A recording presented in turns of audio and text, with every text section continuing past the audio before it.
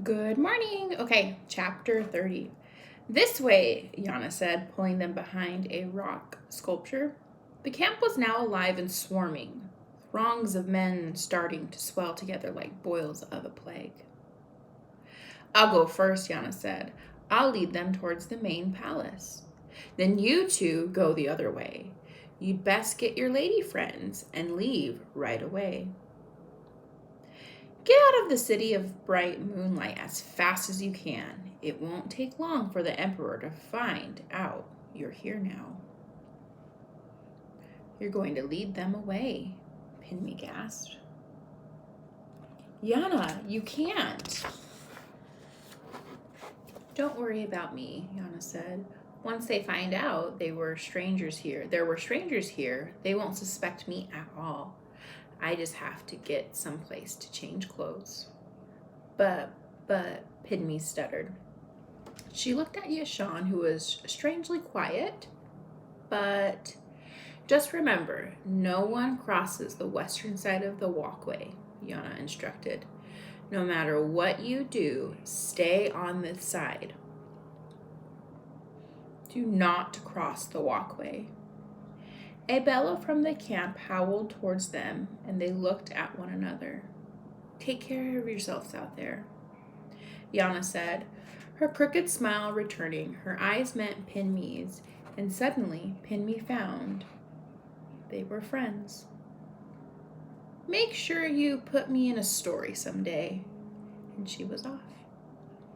Pinmi watched as Yana hollered and the soldiers began to chase her. A single running figure in the night, like a rabbit being chased by wolves. She'll be okay, Yashan said. We're the ones in trouble. Yana's right. We'd better get out of here. He took off his hat and shoved it into his bag. Pinmi took a deep breath, and together they began to run. The snow of the uncleared ground padded their footsteps, but nothing could muffle the pounding inside Pinmi. They passed a tent, then another, and Pinmi could see the covered path of the long walkway. Behind them yelled a voice. Over here, over there, the voice shouted, cutting into the night's air as well as Pinmi's chest. That way! Stomping and shouts clattered closer behind them. They were steps from the long walkway, but how would they ever make it all the way back? Pinmi's feet slipped and stumbled as she tried to run even more quickly. Faster, she told herself, faster. But the thunder behind them only grew louder, like an inescapable storm. Yishan turned his head to look at Pinmi, but his eyes widened at what he saw instead.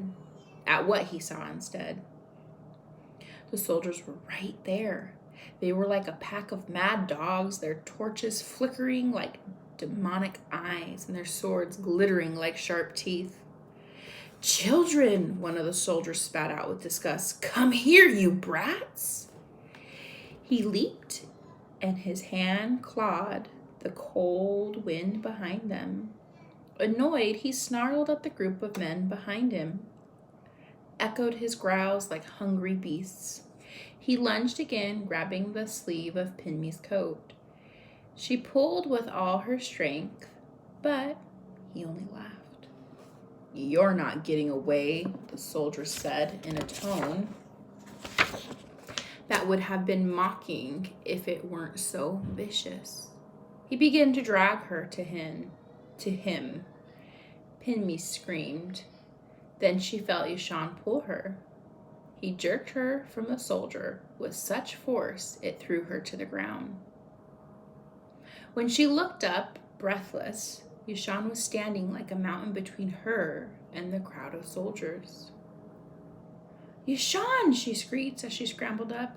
She pulled at Yashan, tugging him with all her might to lead him away. Come on! He let himself be pulled a few steps, but he moved with such reluctance that she finally lifted her head to see what he was looking at. Then she too stopped.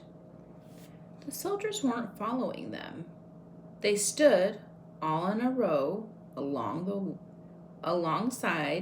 the long walkway, the fires from their torches trembling. What were they waiting for? Why were they just standing there? Then Pimmy realized she was looking at the soldiers through the posts of the covered pathway. That meant she and Yashan were on the other side, the western side. She and Yashan had crossed the long walkway.